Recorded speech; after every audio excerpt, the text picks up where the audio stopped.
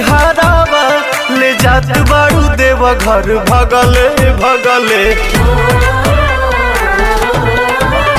अरे ओही बिना आँख लगी आइल बा बनाइए के छोड़ा पगले पगले रहिया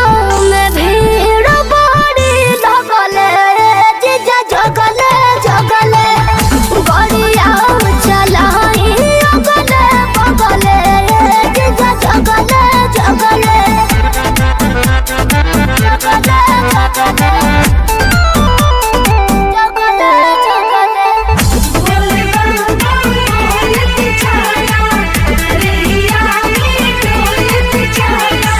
लागता छोड़बू न कवनो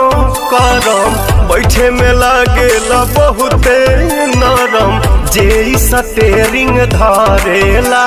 बुझेला उहे ड्राइवर के मरम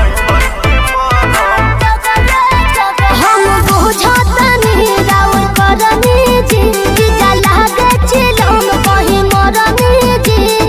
मतिया हमार भरा मायलू तू ठगवन ऐसन ठगले ठगले रहिया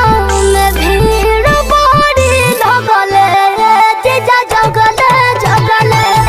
गड़िया चलाई अगले बगले जीजा जगले जगले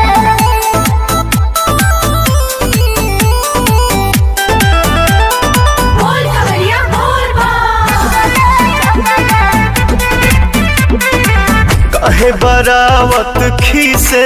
बाड़ू हमरा में काढ़त फीसे।